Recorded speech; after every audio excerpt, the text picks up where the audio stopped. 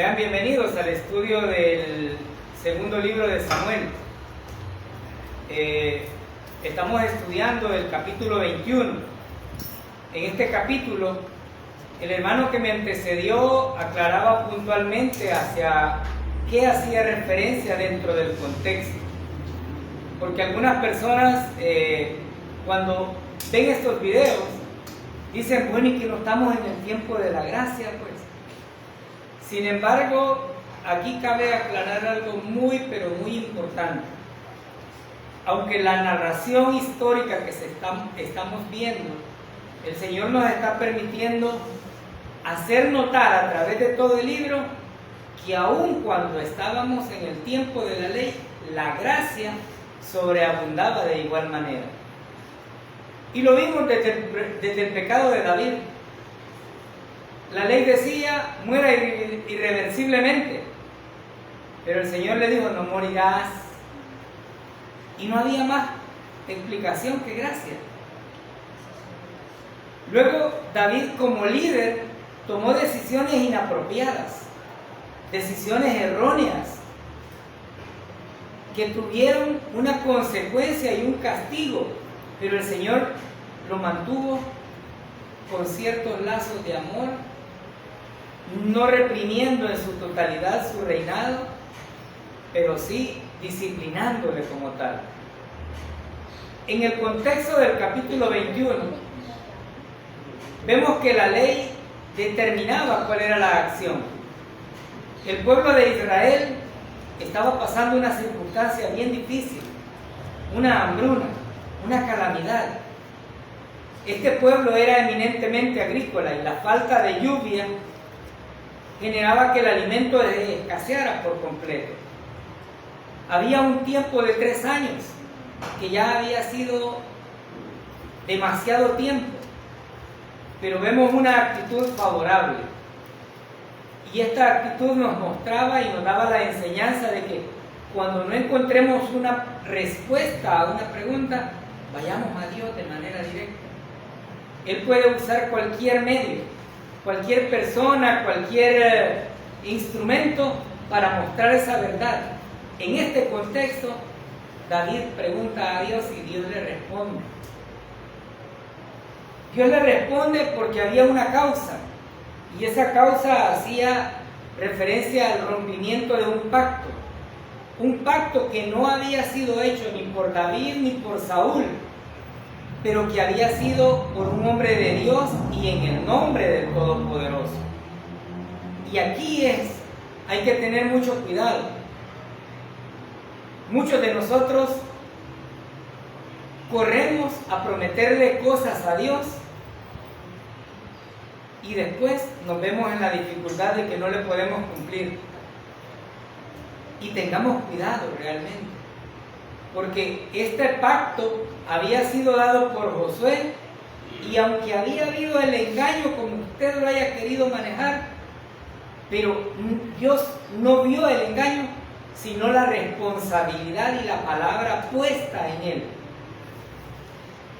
El pacto fue en el nombre de Jehová, al respecto de la vida de los gabaonitas, y eso tenía que prevalecer.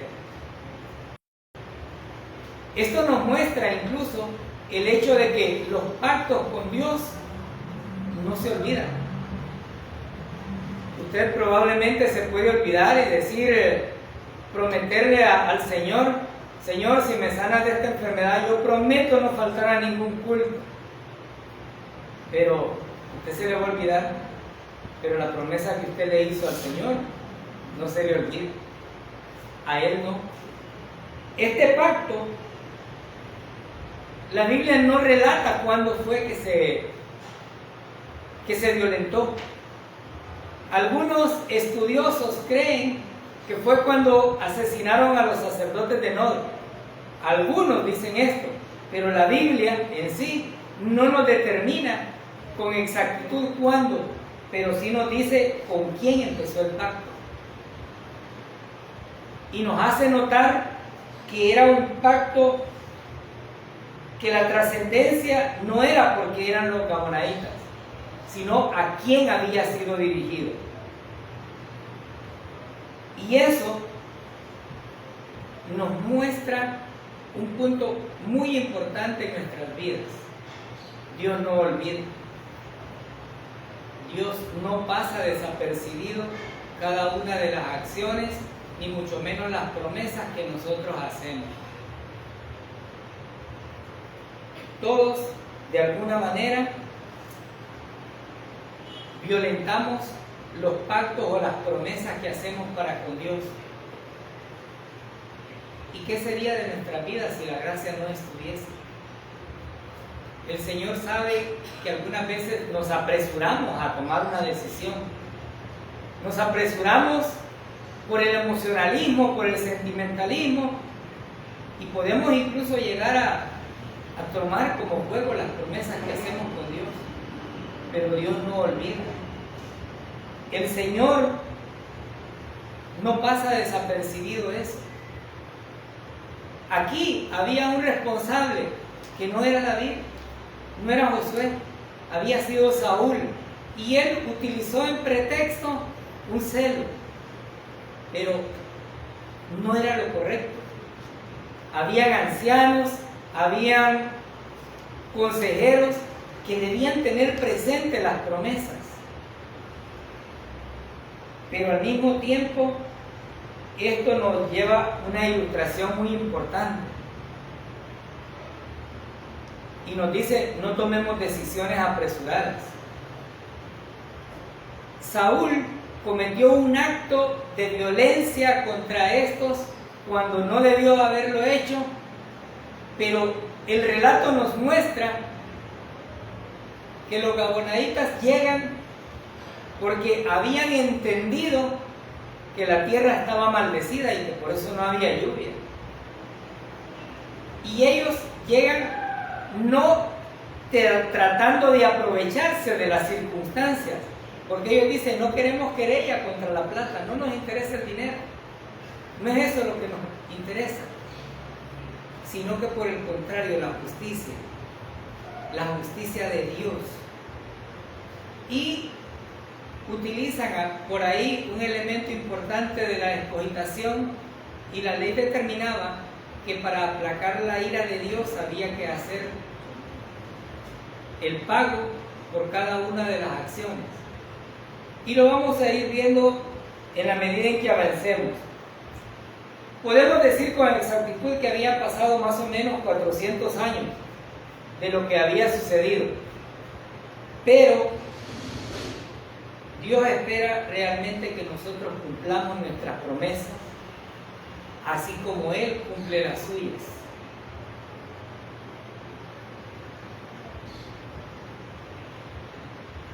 En el relato que ya hemos estudiado en los versículos 2 y 3, es importante destacar que David, aunque era el rey como la máxima autoridad, él no llega con los gabaonitas mostrando su respeto de rey, sino que baja su nivel y se establece como un siervo. Y les dice: ¿qué quieren mis? Y la humildad aquí prevalece en David. ¿Por qué? Porque David entendía de que lo que el Señor le había revelado era justamente que ellos eran los que habían infringido la ley, que ellos eran los que a través de lo que habían hecho traía consecuencias. Algunas veces creemos que podemos tomar cualquier decisión y que no va a traer consecuencias. Ya Saúl ya no estaba, pero las consecuencias habían quedado. Muchas veces nosotros decidimos algo y decimos: qué bueno, no pasó nada, pero las consecuencias tarde o temprano nos van a alcanzar.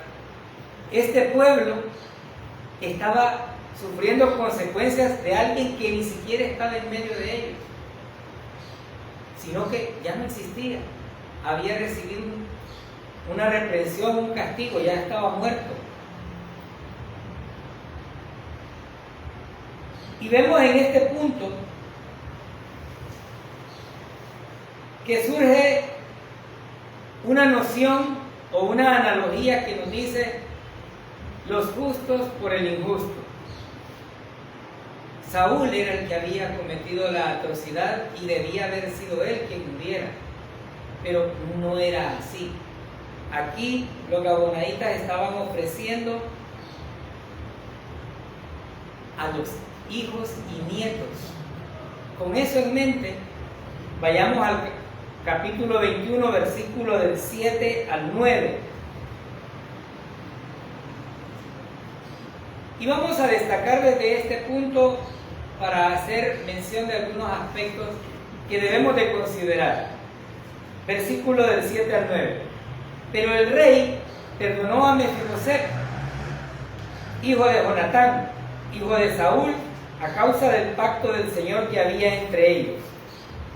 Entre David y Jonatán, hijo de Saúl, el rey tomó a los dos hijos de Rispa, hija de Ajá, Armoni y Mefiboset, que ella había dado a Saúl, y a los 5 hijos de Merab, hija de Saúl, que ella había dado a Adriel, hijo de Barzilai Melolatita, y los entregó en manos de los gabonaitas, y los ahorcaron en el monte delante del Señor, de modo que los 7 cayeron a la vez. Les dieron muerte en los primeros días de la cosecha, al comienzo de la cosecha de cebada. ¿Por qué realmente David perdona a Mefiboset? Porque había entendido que por causa del pacto o la violación del pacto que había establecido Josué con los gabonaitas, estaba sufriendo consecuencias. Y aunque Mefiboset no implicaba un riesgo para David porque no le interesaba el reinado, ni le interesaban los bienes, ni la cuestión material, porque en los capítulos anteriores le dijo: mi criado me engañó. David tomó la decisión de repartir lo que le correspondía y le dice: no, déjaselo todo, ahí que le quiere. No tenía mayor interés, pero sí había entendido que el pacto era con Dios. Y entregar a Mefiboset significaba acarrear una maldición más o un castigo más para lo que estaba sucediendo. Entonces, aquí la Biblia nos relata que tomó entre ellos a 2 hijos de Rispa, la hija de Ajá, que fue Armoni y Mefiboset. Y alguien dirá: bueno, pero ¿y que no era Mefiboset al que había perdonado? No, aquí nos aclara justamente de quién era hijo. La Biblia Reina Valera dice hijos los de Mical, posteriormente, cuando toma los 5. Pero entendemos, porque ya lo estudiamos, que Mical era estéril y le llegó como reprensión por burlarse de la forma en que David alababa a Dios. Y la Biblia lo dice. Mical dijo, cuando David andaba danzando: ese pelodio está loco. Y ahí tenemos una acción importante que debemos de considerar. Ayer con los hermanos en el evangelismo oíamos que a lo largo se oía una hermana cantando alabanzas y le digo, siempre me pregunté y admiré a aquellos hermanos o hermanas que cantaban y que no tenían bonita voz, pero lo hacían para el Señor. Yo siempre lo admiré y decía, se oye feo, pero la hermana lo hace para el Señor. Mical vio que David brincaba y dijo, se deschavetó. El rey, la figura principal, se desmoronó. Pero Dios no estaba viendo las acciones de David, sino las intenciones que su corazón tenía, y era agradarle. Ese es el agrado. Cuando un hermano canta desentonadamente, él no lo está haciendo para que la gente lo vea, sino para que el canto, la alabanza llegue al Señor. No es para que le aplaudan y le digan, qué bonito canta usted, hermano. No, lo hace para el Señor. Usted me dirá, sí, pero se siente feo. Sí, pero Imaginemos cuántas cosas queremos hacer para agradar a Dios y cómo las verá Dios. Podrá decir el Señor, ay, tan tontito mío, ¿cómo me quiere agradar a mí? Pero esa es la forma en la cual esto estaba sucediendo. Reina Valera nos presenta ahí como madre de estos 5 a Mical, pero Mical no podía tener hijos. Y no podemos pasar desapercibido haciendo notar que los hijos eran de Merab, no eran de Mical. Probablemente haya habido alguna relación en donde se pueda manifestar que Mical había cuidado de estos hijos, pero no eran hijos de Mical. Porque la gente podrá decir, yo escuché decir que era estéril, ¿cómo es que vinieron los hijos? Entonces, vemos justamente esto, que aquí nos muestra una analogía importante donde vemos que así como David estaba redimiendo a Mefiboset, Cristo nos redimió a nosotros. Mefiboset era el primero que tenía que irse, pero tampoco iba a violentar ese pacto. Entonces, David nos muestra aquí esa exclusión. ¿Qué merecíamos nosotros realmente? Que el Señor nos pulverizara. Pero Él en su amor, ¿qué hizo? Nos dio gracia. ¿Qué estaba haciendo David con Mefiboset? Gracia. ¿Estábamos en el tiempo de la ley? Sí, el relato determina ese tiempo, pero había gracia. Aquí notamos algo importante. Algunos dirán, pero ¿y dónde está eso de que Mical era estéril? En el segundo libro de Samuel, capítulo 6, versículo 23. Vaya usted ahí a la Biblia y segunda de Samuel, capítulo 6, versículo 23.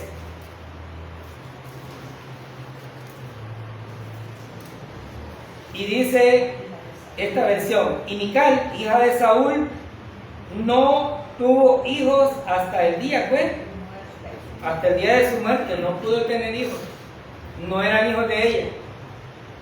Ahí tenemos un problema de traducción. Entonces, debemos de entender, porque cuando yo lo leí en Reina Valera me quedé, y no que era estéril, pues. Pero en las otras versiones, como la versión de las Américas, la versión Dios habla hoy, aclara y dice efectivamente de quién eran hijos, porque algunas personas pueden llegar a esa confusión. Entonces vemos aquí algo muy importante, no solamente en estos versículos, sino que además la Biblia nos muestra que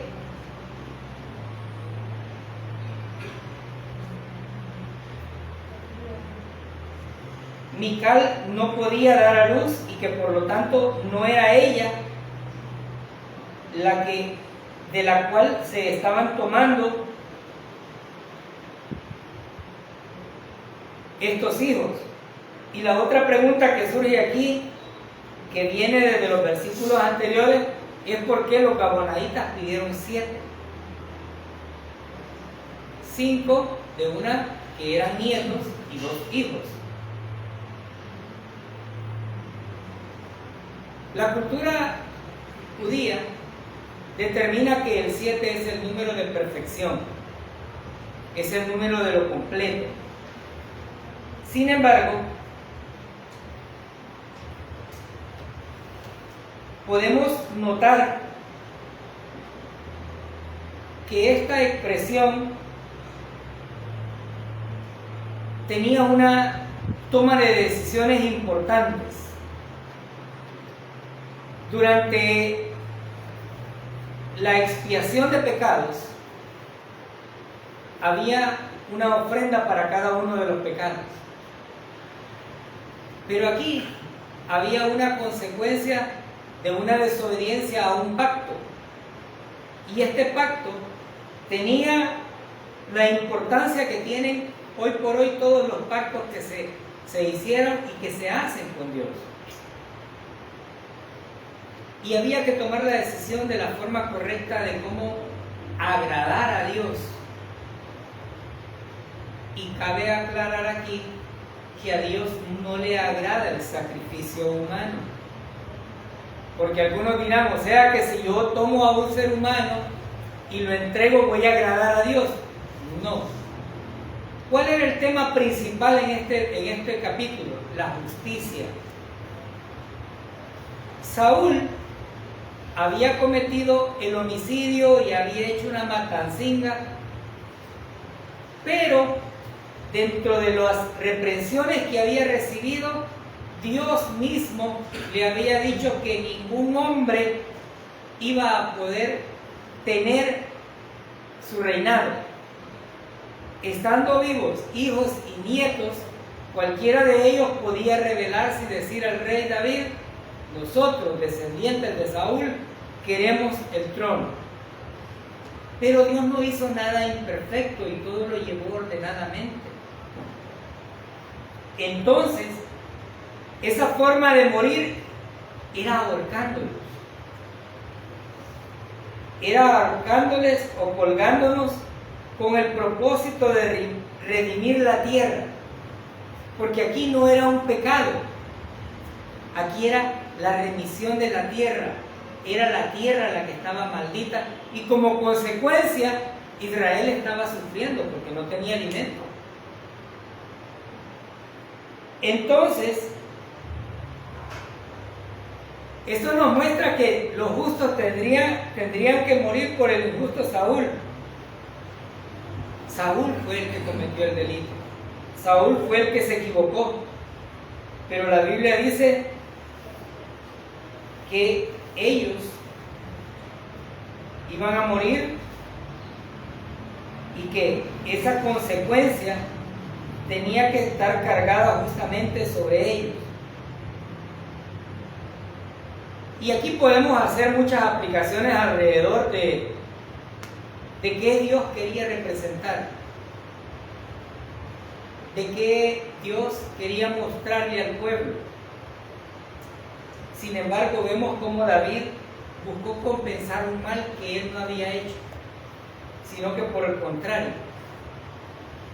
buscó que el pueblo en general tuviera la paz, porque había una profanación de la tierra en la cual Jehová había dado. Él les había prometido una tierra donde todo iba a abundar, pero ahora estaban pasando una consecuencia de una mala acción. La misma ley implicaba la culpa al pueblo por la muerte de una persona, y cuyo asesino no se descubría, para expiar la culpa, los levitas tenían que ofrecer un animalito. Vayamos a Deuteronomio capítulo 21, versículo del 1 al 9. Deuteronomio 21,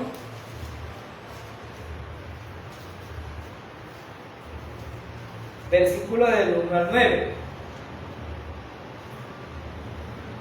Si en la tierra que el Señor tu Dios te da para que la poseas, recordamos, ya la poseían, fuera encontrado alguien asesinado, tendido en el campo, y no se sabe quién lo mató, entonces tus ancianos y tus jueces irán y medirán la distancia a las ciudades que están alrededor del muerto, y sucederá que los ancianos de la ciudad más próxima al lugar donde fue hallado el muerto tomarán de la manada una novilla que no haya trabajado y que no haya llevado yugo, y los ancianos de esa ciudad traerán la novilla a un valle de aguas perennes, el cual no haya sido arado ni sembrado, y quebrarán la cerviz de la novilla allí en el valle. Entonces se acercarán los sacerdotes, hijos de Leví, porque el Señor tu Dios los ha escogido para servirle y para bendecir el nombre del Señor. Y ellos decidirán todo litigio y toda ofensa. Y todos los ancianos de la ciudad más cercana al lugar donde fue hallado el muerto, lavarán sus manos sobre la novilla cuya cerviz fue quebrada en el valle, y responderán y dirán: nuestras manos no han derramado esta sangre, ni nuestros ojos han visto nada. Perdona a tu pueblo Israel, al cual has redimido, oh Señor, y no imputes la sangre inocente a tu pueblo Israel. Y la culpa de la sangre le será perdonada. Esto era cuando no se sabía, ¿verdad? Había una instrucción precisa de Dios. Pero cuando el asesino se reconocía, la expiación derramada no podía hacerse con un animal quebrado. Veámoslo ahí. Números capítulo 35, versículo 33. Números 35, versículo 33.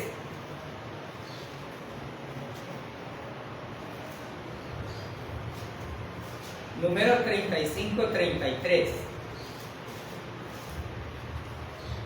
Así que no contaminaréis la tierra en que estáis, porque la sangre contamina la tierra. Y no se puede hacer expiación por la tierra por la sangre derramada en ella, excepto mediante la sangre del que la derramó. ¿Está claro? Porque algunos dicen: pero a Dios le agradó porque se lo hicieron en el monte de él. Era ley, estaba escrito. Y yo pensaba justamente en eso y decía: de ahí es donde sale aquella que dice ojo por ojo y diente por diente. El que muere hay que matarlo. Pero aquí la Biblia en Números nos está destacando esto. Usted me dirá: pero no era justo que los hijos y nietos de Saúl murieran por causa de su pecado. Pero el hermano explicó que alcanzaba hasta la 4ª generación. Y yo digo, hoy por hoy, gracias Señor, porque hoy es personal. Hoy yo no tengo que estar preocupado porque me van a alcanzar las consecuencias de los demás. Aunque no podemos pasar desapercibidos que las consecuencias alguna vez nos puedan llegar a alcanzar. ¿Cuántas familias en El Salvador sienten enemistad con otras familias por lo que los abuelos hicieron en aquel tiempo? Y dices que tu familia hizo esto, hizo lo otro. Pero para Dios eso ya no es así. Lo que el libro nos está mostrando no era la forma correcta, pero sí la forma más próxima de hacer justicia para la tierra. Aquí no se trataba si a Dios le agradaba, sino la forma de redimir la tierra. Y lo que Dios realmente estaba ordenando a través de esta ley era la retribución del castigo. Los que estaban pidiendo la justicia entendían que no habían sido los hijos y nietos, pero sí entendían que había una genealogía. Y cuando nosotros nos vemos y vamos de gracia a ley, como que tendemos a sentir, ¿cómo era esto? Pero aquí la Biblia nos aclara. En caso de la muerte de una persona, para hacer justicia y por medio de Dios, el creador de la vida, pero no como sacrificio a Dios. La muerte de los 7 no fueron un sacrificio a Dios. No perdamos de vista esto. No fue el sacrificio a Dios, fue en retribución a la justicia de lo que había dado de la manera más próxima, como la ley así lo determinaba. La maldición había sido impuesta, sí, pero la muerte de esto solamente determinaba la retribución por el crimen de Saúl. Y esa retribución cesó. Cesó porque lo entendemos que después de la muerte de estos 7, Dios atendió las súplicas que el pueblo tenía. Ya anhelaban el agua. Sabían que estaba difícil la situación por la hambruna que estaban pasando. Y esto, como repito, no fue a Dios. En muchas ocasiones, Dios castigaría al pueblo por falta de justicia. El pueblo tomaba a veces la venganza en sus manos. Pero el Señor es claro en su palabra: mía es la venganza. Muchas veces nosotros tomamos en nuestras manos la venganza y no dejamos que Dios haga lo que le corresponde, porque creemos que Él ya se le olvidó. Probablemente los israelitas hayan dicho: a Dios se le olvidó lo que les pasó a los gabaonitas, pero a Dios no se le olvida nada. A veces creemos que Dios es como nosotros, que el mal que le hicimos a alguien, a nosotros se nos olvidó, pero al que se lo hicimos lo tiene tan presente que en todo momento lo recuerda. Pero Él está pendiente de eso. Es por eso que el énfasis en esto habla de justicia, y muchas veces Dios lo hacía justamente por eso. Y otro punto, para sentar un precedente del temor y respeto que Dios tiene. Porque lo vemos en el Antiguo y lo vemos en el Nuevo Testamento. Dios es soberano. Aquí había habido muerte. En el Nuevo Testamento a Zafira, ella, ninguno de ellos mató, ¿verdad? Pero Dios tenía que sentar un precedente. Y alguien dirá: pero es que no es justo, ¿sí? Pero ¿quién soy yo para decirle a Dios cómo reinar en su ministerio o en la vida de cada uno de ellos, de nosotros? ¿Quién soy yo? Entonces, esta justicia tenía que llegar de manera fuerte, así como llegaba también la bendición. Recordemos que el pueblo era disciplinado, era quebrantado, pero cuando clamaba a Dios, Dios siempre estaba ahí presente. Y de la misma manera está en este tiempo. Quebrantamos, hacemos burradas y llegamos al trono de la gracia y dice el Señor: pobrecito mi niño, ¿qué más puedo hacer si ya murió mi hijo por eso? Si ya yo derramé, yo ya pagué ese precio. Estos versículos nos destacan otro punto importante en esta parte, y dice: fue en el tiempo de la siega, en el tiempo de la cosecha, en el tiempo de la cosecha de la cebada y el trigo. Algunos dicen que fue entre abril y mayo. Alguien dirá: pero los meses no eran esos, o los meses en hebreo no son esos. Claro está, pero para contextualizarlo lo aclaramos. Versículos 10 y 11. Y Rispa, hija de Ajab, tomó tela de silicio y la tendió para sí sobre la roca desde el comienzo de la cosecha hasta que llovió del cielo sobre ellos, y no permitió que las aves del cielo se posaran sobre ellos de día, ni de las fieras del campo de noche. Cuando le fue contado a David lo que Rispa, hija de Ajab, concubina de Saúl, había hecho, veamos la reacción. ¿Qué hizo Rispa? Protegió los cuerpos. ¿Por qué? Alguien dirá: pero ya estaban muertos. Pero tenían un objetivo: ver si esto iba a permitir el levantamiento del castigo.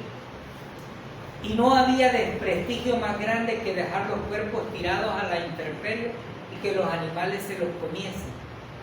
Y lo vimos cuando Saúl y Jonatán fueron asesinados, donde los de Rabaa, si mal no recuerdo, o Gabaa, ocultaron los cuerpos y los protegieron para que las aves no se los comieran. El versículo nos dice que la acción que esta mujer tomó es una acción importante. La pérdida que ella había tenido debía de tener una retribución de justicia, pero que esto nos indicaba también si eso que se había hecho había sido acepto y el levantamiento del castigo había cedido. Esta es una acción encomiable de esta madre, pero también es una forma de comprobar que valió la pena la muerte de sus hijos para redimir al pueblo, porque el pueblo era el que estaba pasando las consecuencias. Esta protección llevó justamente a esta mujer para que lo que iba a suceder o lo que estaba sucediendo tuviese un sentido oportuno. Versículo del 12 al 14. David, al ver que esta mujer realmente había protegido y cuidado, da una respuesta y una acción importante. David fue y recogió los huesos de Saúl y los huesos de Jonatán, su hijo, en posesión de los hombres de Jabes de Galaad, quienes los habían robado de la plaza de Betzán, donde los filisteos los habían colgado el día que los filisteos mataron a Saúl, en Gilboa, y trajo de ahí los huesos de Saúl y los huesos de su hijo Jonatán, y recogieron los huesos de los ahorcados, y sepultaron los huesos de Saúl y de su hijo Jonatán en la tierra de Benjamín, en Sela, en el sepulcro de su padre Cis, e hicieron todo lo que el rey había ordenado. Después de esto, Dios fue movido a misericordia para con la tierra. Es decir, Dios entendió que el propósito con el cual habían sido colgados era redimir la tierra, era hacer la justicia. Dios aceptó esa justicia y lo permitió, pero no porque fuera lo correcto, no porque fuera algo que Él deseara como sacrificio, ¿sí? Era la forma más próxima de llevarlo a cabo. Entonces, vemos aquí que David, para honrar no solamente al rey, sino a su descendencia y honrar la encomiable labor que la madre había hecho, reúne todos los cuerpos y los sepulta para que no hubiese nada que decir. Hay acciones en la vida de las personas que sueltan otras acciones adicionales. Probablemente David no tenía en mente reunirlos a todos, pero al ver aquella acción de Rispa, él decide no solamente traer a Saúl y a Jonatán, sino a los otros 7 y sepultarles. El sepultarles es una forma de ratificar y dignificar lo que ellos significaron. Eran el rey y sus descendientes. Era la figura autoritaria y principal que Dios había puesto, dado que los hombres decidieron tener un rey y Dios les complació. Pero aquí vemos algo muy importante. Llovió. A Dios dijo sí, la maldición que tiene la tierra va a acabar.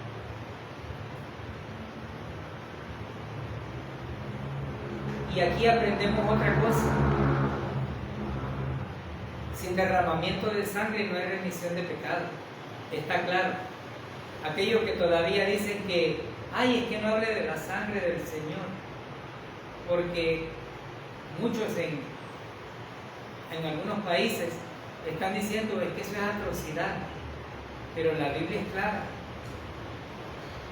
La sangre en el Antiguo Testamento de aquellos inocentes tapaba el pecado, lo cubría, pero la sangre de nuestro Señor no vino a cubrir, vino a lavar por completo nuestros pecados, vino a limpiarnos.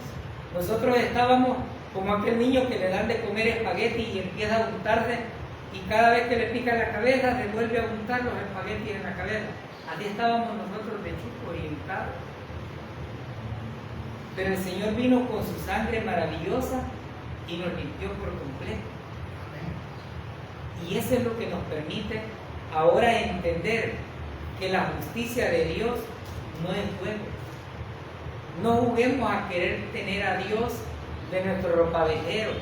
Dios no es nuestro cholero, como decimos en El Salvador. No lo es. No juguemos a la religión, porque esto no es una religión.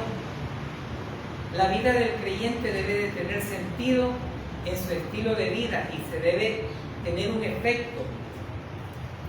Porque algunos todavía pueden decir, pero Dios tiene paciencia conmigo. Sí, pero a Saúl o a sus hijos y nietos les alcanzaron las consecuencias. No sea que creyéndonos nosotros que somos tan importantes para Dios, nos alcancen las consecuencias de nuestros pecados.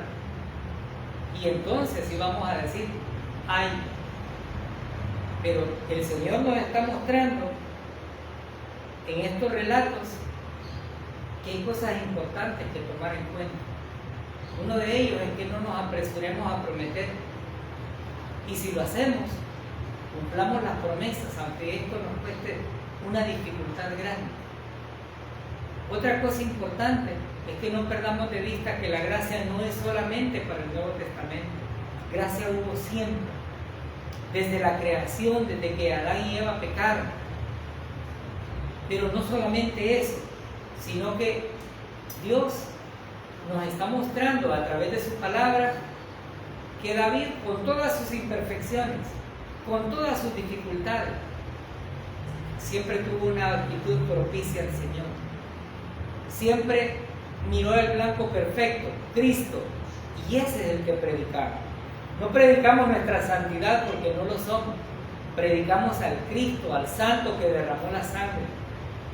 Y aquí vemos que hay cosas que agradan a Dios, pero hay cosas que desagradan. Y una de las cosas que desagradan a Dios es la injusticia. No era justo que estos gaonaitas murieran, porque ya había un pacto. Y había que tener justicia. Había que redimir la tierra para que la tierra dejara su maldición. Y ahí lo logró. Versículo del 15 al 17. Hubo de nuevo guerra de los filisteos contra Israel. Descendió David con sus siervos, y mientras peleaban contra los filisteos, David se cansó. Entonces Isbid-Benob, que era de los descendientes del gigante y cuya lanza pesaba 300 ciclos de bronce y que estaba ceñido con una espada nueva, trató de matar a David, pero Abisai, hijo de Sarbia, vino en su ayuda e hirió al filisteo y lo mató. Entonces los hombres de David le juraron diciendo: nunca más saldrás a la batalla con nosotros, para que no apagues la lámpara de Israel. En este capítulo vemos cómo los filisteos recobran fuerzas, pero sus fuerzas venían porque habían gigantes.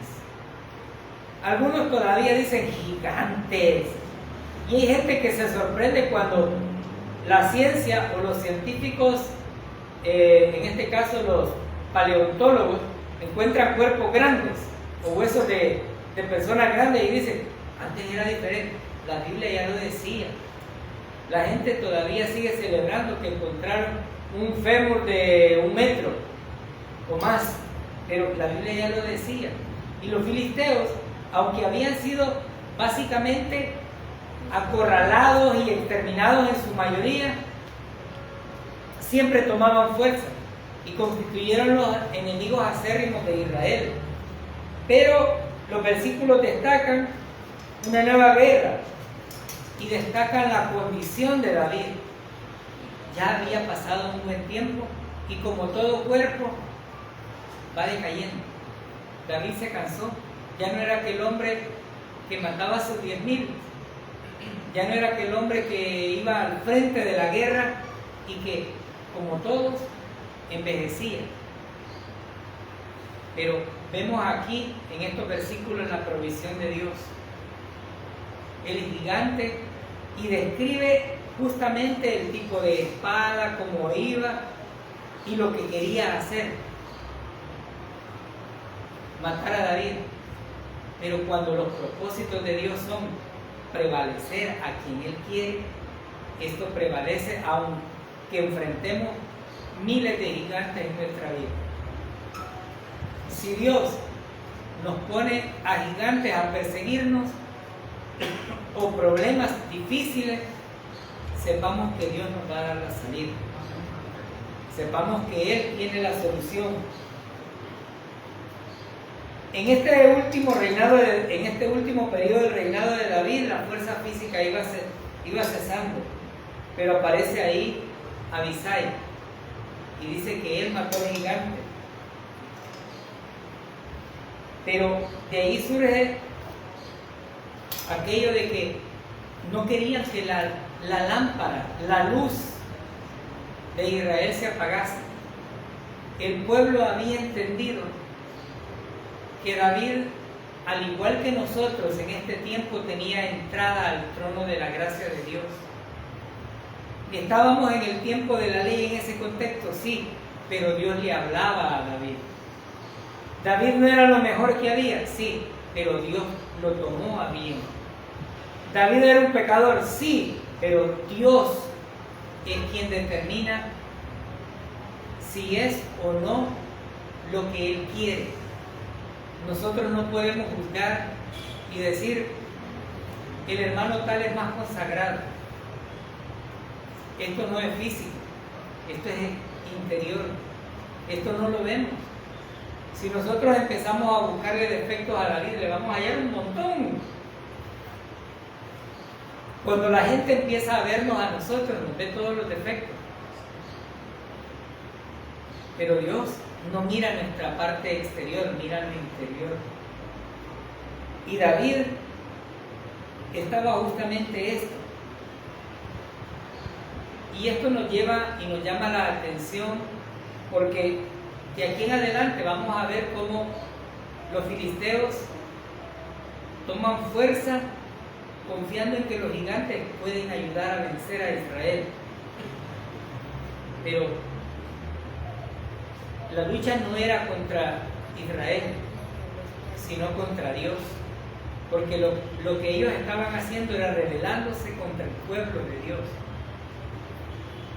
Entonces, vemos en estos versículos justamente eso: un David cansado, un David agotado, pero un pueblo que amaba a David, que entendía que David era su líder y no lo querían ver muerto.